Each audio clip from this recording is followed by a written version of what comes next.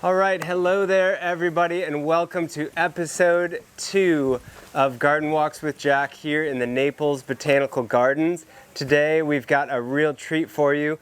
We are going to explore the Asian garden, which I'm in here now this morning. We're going to also dive into the Florida and Caribbean gardens. So we have a lot to cover. We decided to break it up over multiple days because there was just so much to dive into in here, and all of the gardeners, including Brian, the Vice President of Horticulture, have been incredibly gracious and giving us a lot of their time and really diving in to show us all there is to see here in the Naples Botanical Gardens, and we wanted to share as much of it as we possibly could with you all. So I think you're in for another real treat. If you haven't seen episode 1, be sure to check that out. There's a link down below, and without further ado, let's dive in.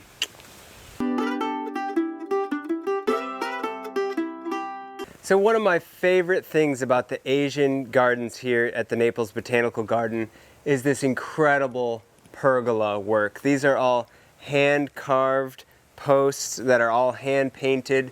These lights are extremely unique as well, and I have been in here at night and all of this is lit up just so beautifully.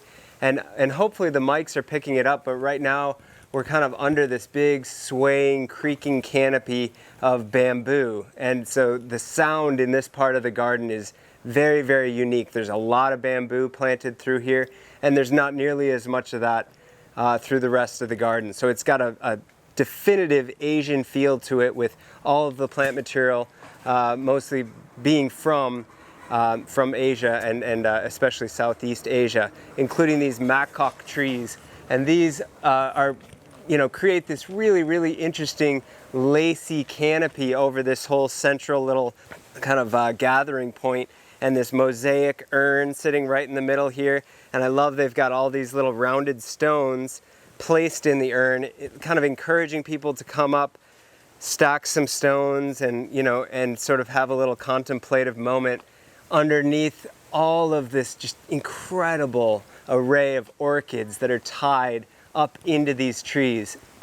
You can see the way that they do them here is they attach the orchids with a little zip tie or a piece of twine at first, and then as soon as the orchid gets its legs underneath it, all of these like vein-like roots are orchid roots as they just grab hold of these trees, and then they just bloom randomly throughout the year.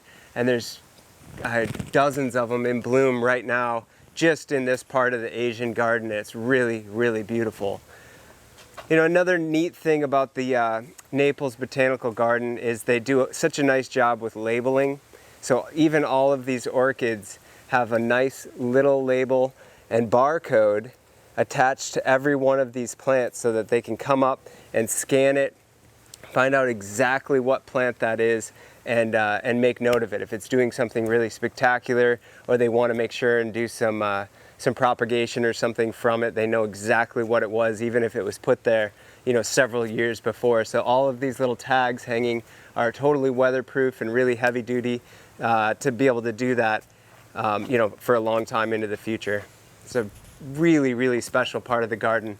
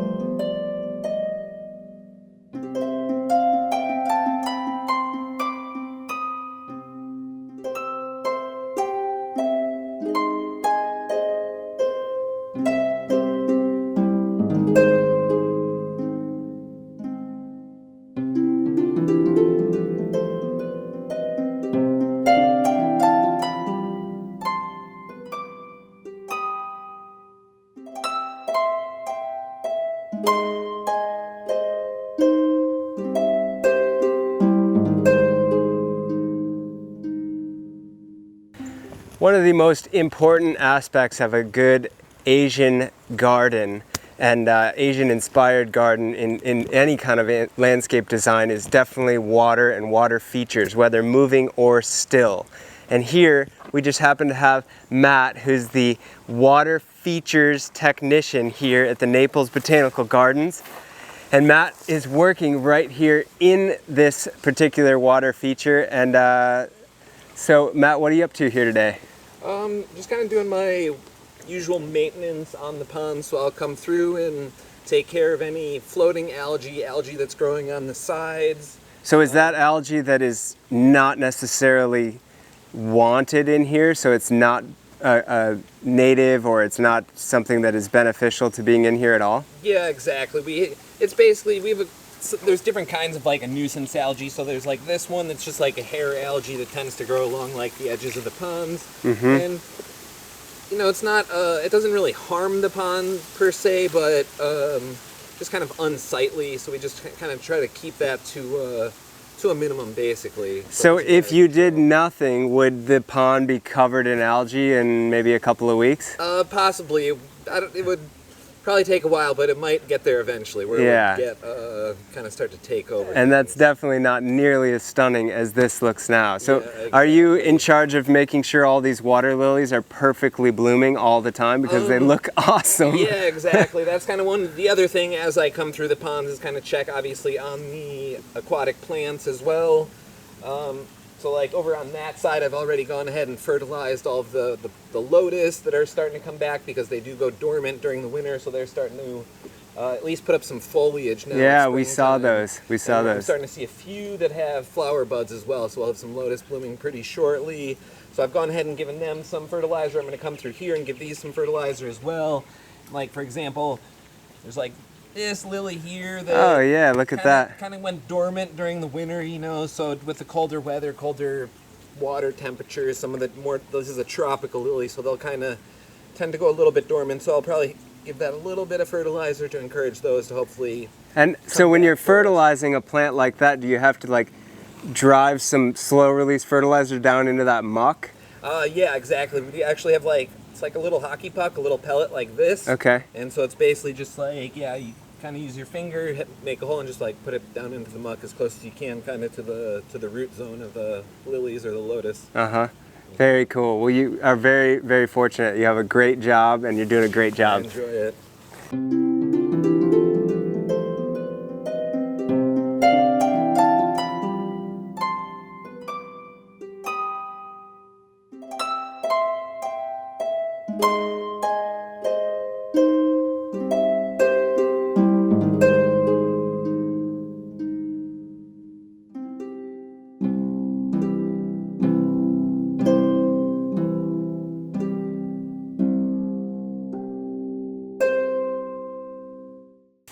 And so wandering in through the Asian garden area, we have met Lauren, who is in charge of the Asian garden. She's the gardener who maintains this beautiful, beautiful space. And just walking down this path, I passed this beautiful, beautiful flower. And so it's some form of ginger, I know that, but Lauren, what is that? The torch ginger. Torch ginger. I've never seen anything like it. It like glows. I bet at night it's really pretty. So what do people use that for? Is it edible or anything like that? The buds are edible before they open up and bloom. It's used in Asian cultures, and they use it for floral arrangements and wedding bouquets and wedding arrangements. Yeah, I bet. I mean, that white is really bright and clean. And see, they are a little bit fragrant, but as soon as I put my nose toward that, like tons of little bugs came out all over my face, so the bugs like it a little bit too. It looks like fruit flies, so it's like a sweet sort of aroma there, but these are really pretty. Awesome, this is gorgeous. Nice job, thank you. Thank you.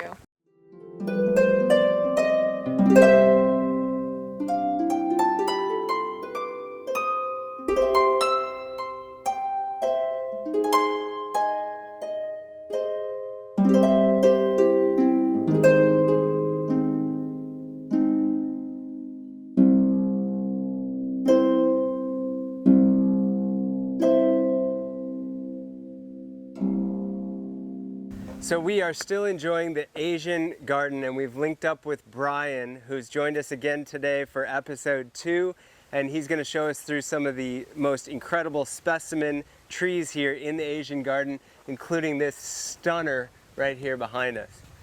This is definitely a monster palm. It's called the black palm or the Palmyra palm. And you can see the giant swollen belly. That's actually a water storage reservoir. So it's actually a very drought tolerant palm. And it actually has a very long taproot, which makes it very difficult to transplant. But you must have put this in here. This was put in as like a 3-gallon 10 years ago. No way. And we put in 5, and they were so sensitive, we lost all but this one. Wow. But one of the neat things is really this armed petiole. I mean, they have like tiger shark teeth, and they are probably as sharp as well. So fairly dangerous palm, but you can see not really your dooryard palm. No, it looks like it's been through a fire. That's just the normal habit, and it's obviously from probably a really smooth, too. really hot environment. But just a spectacular palm, and we're going to be adding more of these eventually. Yeah, it's really, really beautiful. So could somebody purchase one of these? Can these be found out in nurseries and You stuff? could probably find one at like Steve Stern's place, rarepalm.com down in Homestead, one of those palm collectors. Jeff Searle, one of those guys. But no, it's a collector palm. This definitely is. It's amazing. And you've got to have some space for it, obviously. You do. So how tall will this palm get eventually in time? It will get massive. Will it really? Yes, it will And get so massive. the base is going to get that much bigger too? The base will probably stay about this size, Okay. but I mean, just, you know, when you see like a Bismarck or something in its maturity, this will be very similar. Wow. So is it more traditional to leave the boots on like this all the way up into maturity? We typically do. Yeah. And then will you guys start to tuck this full of bromeliads and orchids and all kinds of things? That's kind of how we play it, yeah. Oh yeah. Yeah. Well, this one is primed and ready for you. Look at those big old deep It sure is. I'm surprised Nick has not stuck a few things in there. I know, it looks like it's ready. That's a perfect spot too. It's kind of right at the end of this path here and right where these other paths meet. But then also kind of kitty corner to us, another palm that definitely catches the eye is what I've always called lipstick palm. Yep. And this is one of the largest ones that I've seen around here for sure. And these were fairly common before the freezes of 2008 and 2009.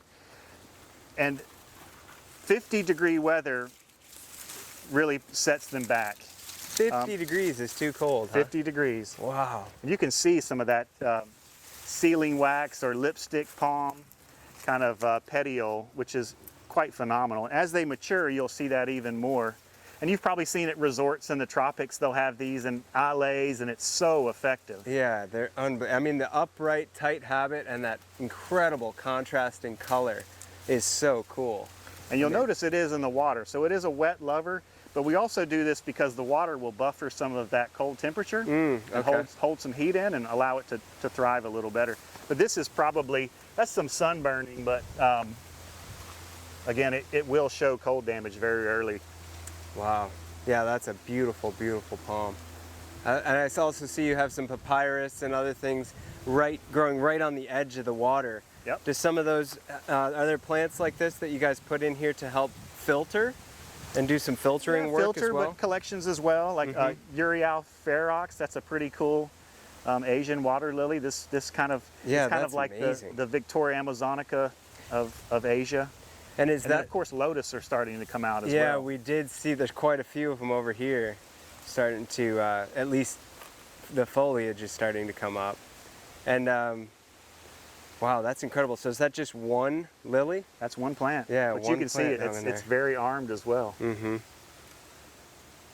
Yeah, this Asian garden is definitely my favorite space. This in Brazil.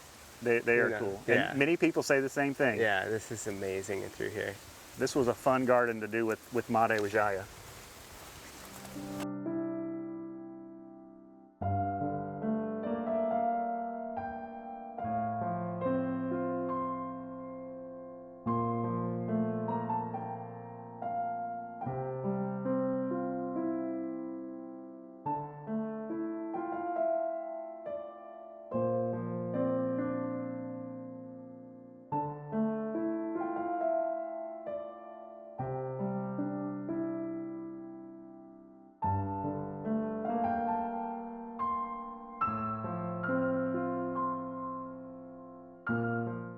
Okay, so before we leave the Asian gardens, we ran into Danny, who happens to be the aquatic area's manager.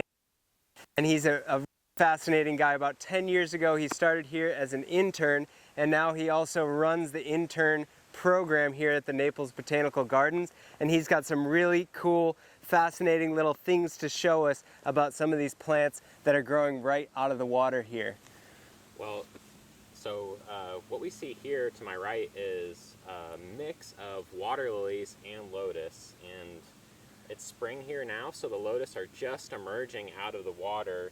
And one characteristic that lotus has is they actually stick their pads straight up out of the water, whereas water lilies will actually have their pads floating on the surface. Now, a really neat thing about the lotus that almost everybody I show this to is just infatuated with is they're actually super hydrophobic.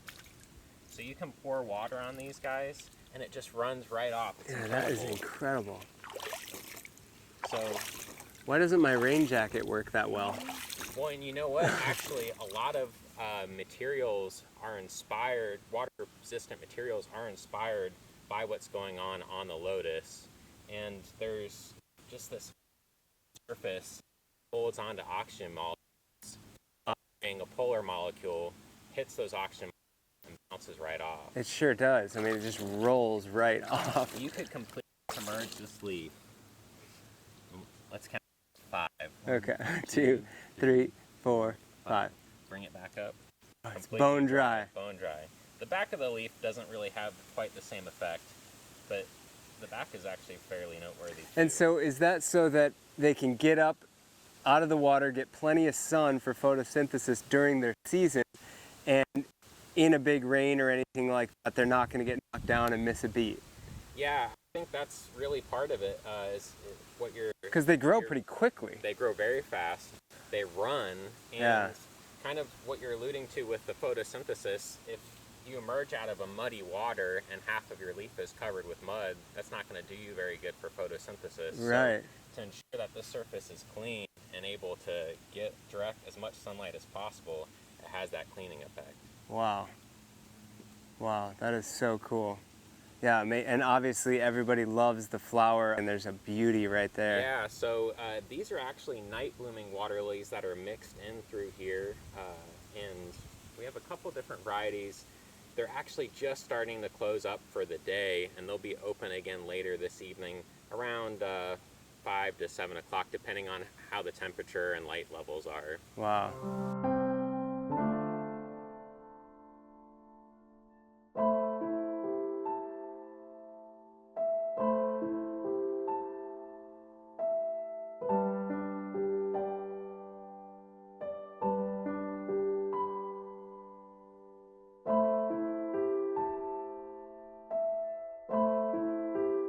All right, so we have just left Asia and flown all the way across to the other side of the world and landed right back here in Florida.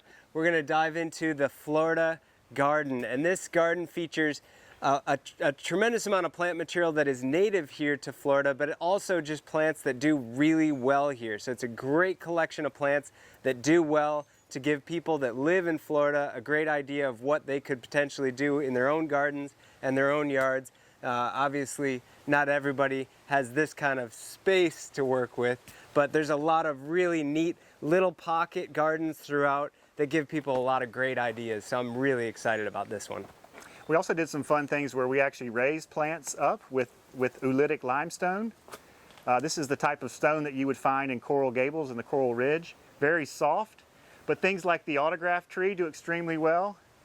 This one actually has a really fun story. We were bringing this here from a restaurant downtown that was being demolished, and a motorcycle cop pulled us over and he made us cut this entire side off of it, which you can see.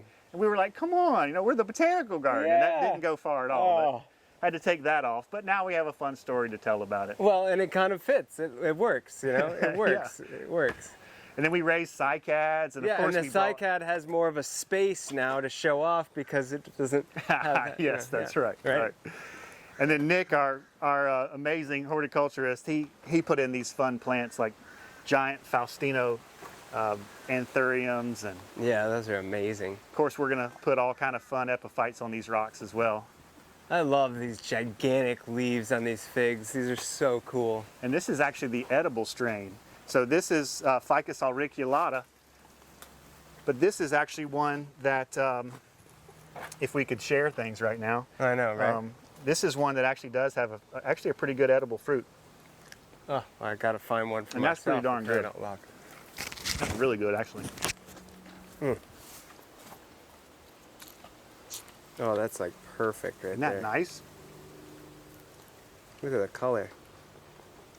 So this is kind of what horticulturists do. You know, we take a strain that was not useless, but with breeding and observations, you get one that's delicious. And it keeps you regular.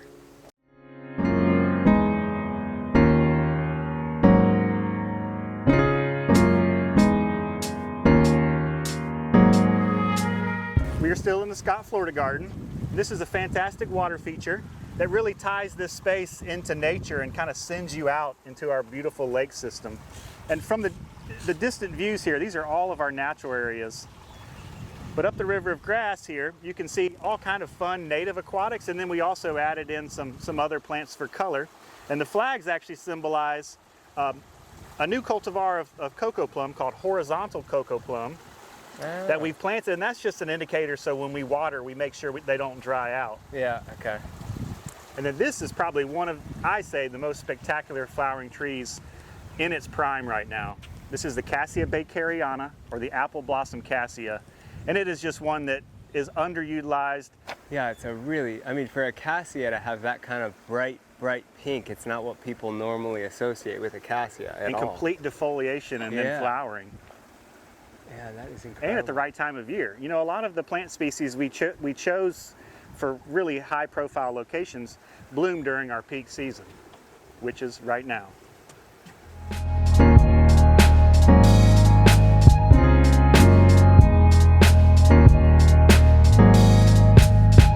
This is a really neat little walkway and courtyard through here that's known as the Idea Garden, and there's all kinds of fun little pockets that are all wildly different, and this is sponsored by the local garden club here. Is that right? That's right. Yeah.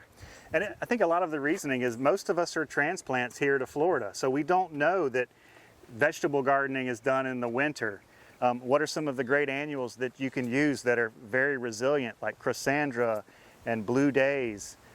Things that you can put in containers that perform well.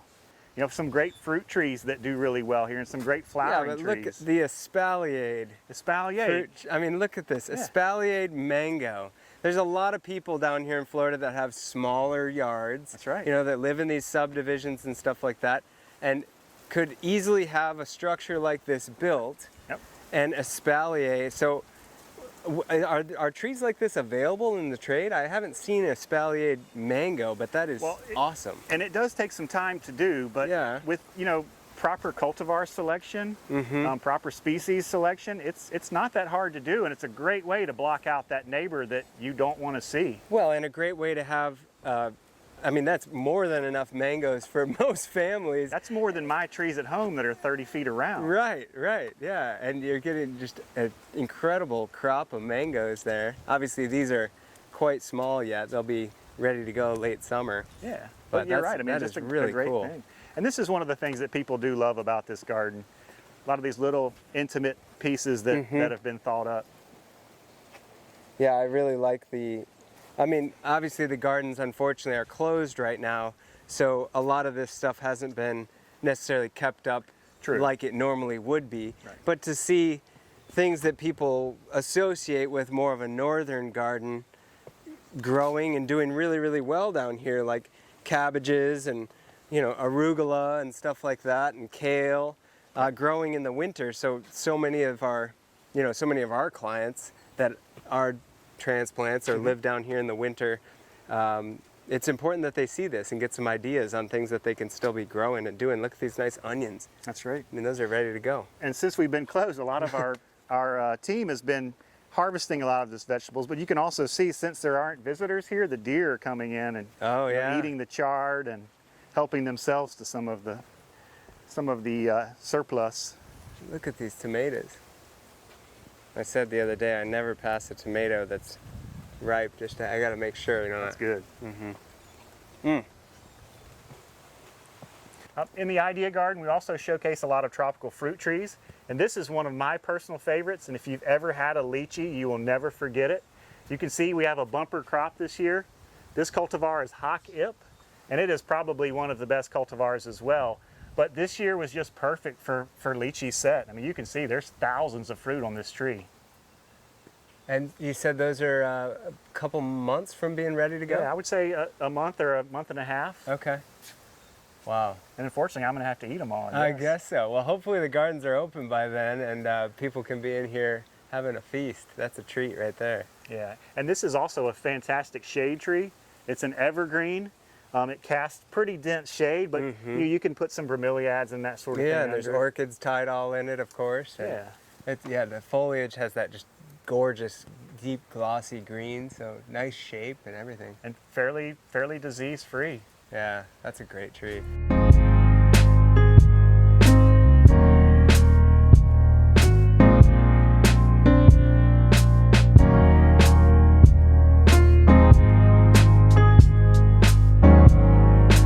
So we are transitioning now from the Florida garden into the Caribbean, and it's really kind of neat in that in walking away from the Florida garden, we walk through this big sea of grass, which is kind of like crossing the sea from Florida into the Caribbean. But this garden really changes in that all of these plants are more native to or adapted to the Caribbean islands. Yeah, and on that same note, you know, we share more species with the Caribbean than we really do with, say, Jacksonville.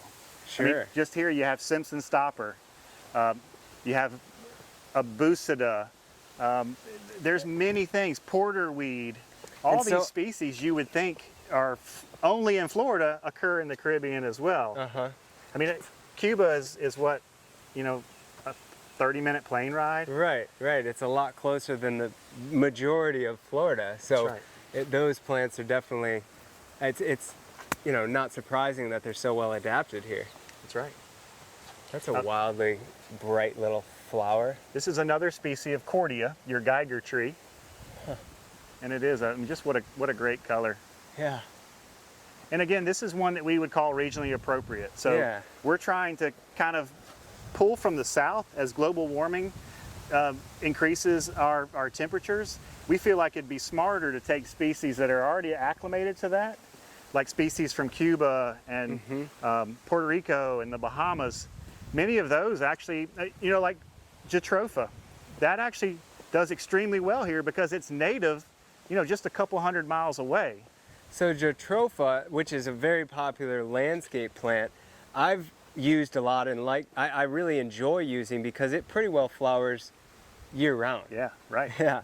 It just, and it's a very, you know, nice sculptural small tree, and it seems pretty adaptable. I mean, it's tough. It is very tough. Yeah. And it comes from a pretty harsh environment in Cuba. So, you know, very resilient to everything we have from, you know, extreme wet to extreme drought to hurricanes to alkaline soils. Yeah, it doesn't seem to mind. And it is a just great kinda performer. Keeps flowering. Yeah. All right, so tell the folks at home about this absolutely stunning vine growing on this arbor here. This is our most popular arbor in the garden. And the main plant, the showstopper here is obviously Queen's Wreath or sandpaper vine. It's a fantastic plant. And then we've also added Sky Vine to get some of that beautiful hanging foliage in here and flowers. Oh, I see. I didn't even notice it because it's the same color. Yeah. And it's kind of like the, you know, the Petrea or the bridal wreath grows on the outside and this hangs on the inside. We actually do have jade vine over here too. I don't think it's in bloom currently, but it's another one that when people see, they're just amazed. Yeah, and this is another really beautiful place and space in the garden at night. It is, You yes. know. This is magical at night lights. My kids love to just play out here in the grass, and they've got all the yard games set up and everything like that. It's, in fact, kind of hard to peel them away sometimes. But I also like that throughout this whole Caribbean garden area, a lot of the ground cover is either like crushed up shell or sand, which is, you know, definitely feels like you're in the Caribbean. Yeah, we actually will place, you know, conch shells and other shells around because, I mean, you know, when you dig a hole in Florida, you typically find shells. Oh yeah, shells and sand. Look at that. Isn't that amazing? Matches my shirt. And that actually is, you know, that carries the seed. That's actually the bract, and the flower is in the middle. If you actually look, you'll see, here's the flower, and then it's actually surrounded in this little bract. And when it's pollinated, that is just kind of like the, That's you know, the the transport. winged seed of a red maple or something. But a lot more beautiful. A lot more beautiful.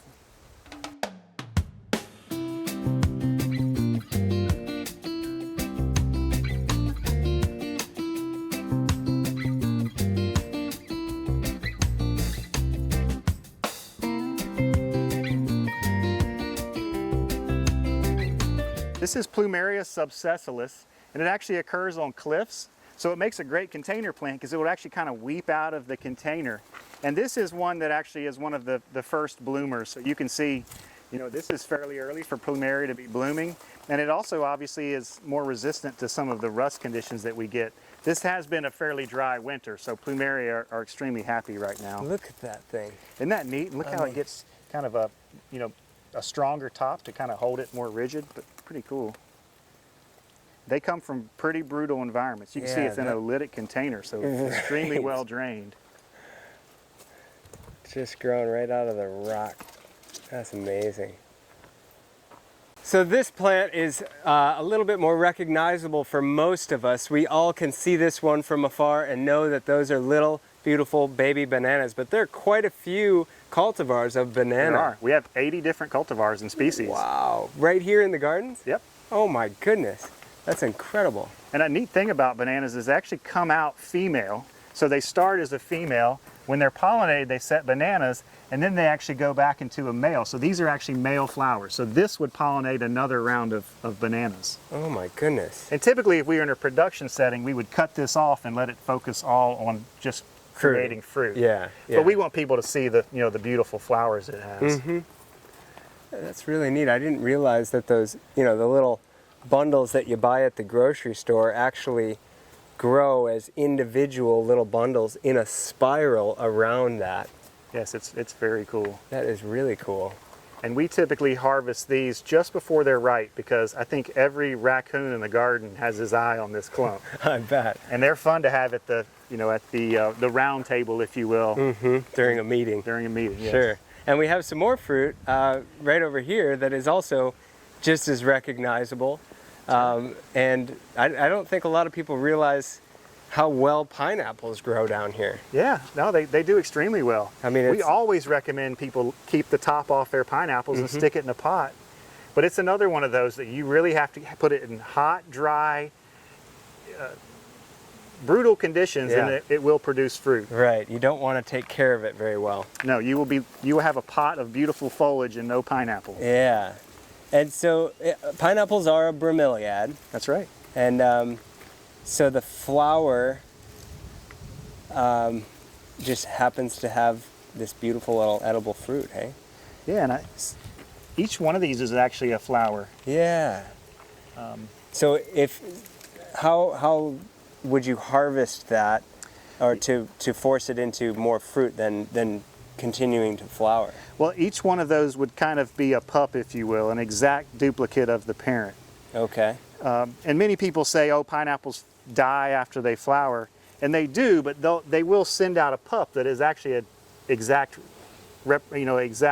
genetic of the parent plant. So this rosette will die, but it'll send out other shoots, and then you can also propagate off of these. And then obviously the top is able to be propagated as well. And all that somebody would have to do is cut that off and stick it in the ground. Yeah, and just kind of remove some of the flesh left over from the pineapple. You can let it callus a little bit, and then just put it in a very well-drained, full sun location. Yeah, so cool. So this is cacao, and many people, once they realize cacao is chocolate, they're like, no way, you have chocolate plants growing here? And I think it's one of the really cool plants of the Caribbean. Ultimately, we're really going to showcase tropical cacao, but currently it's really difficult because it is a true tropical.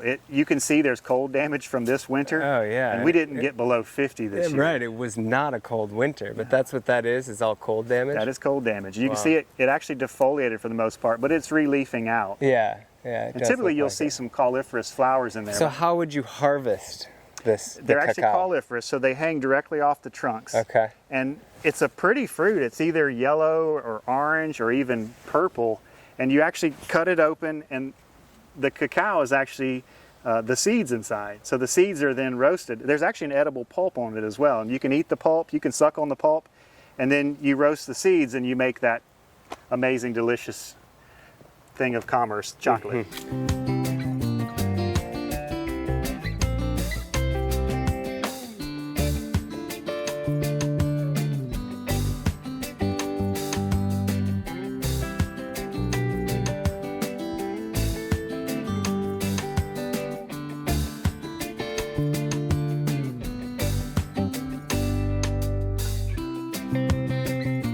Well, thank you all so much for an incredible day 2 of Garden Walks with Jack. We had a blast going through the Asian gardens, Florida gardens, and Caribbean gardens. A huge thank you to Brian and his amazing staff here.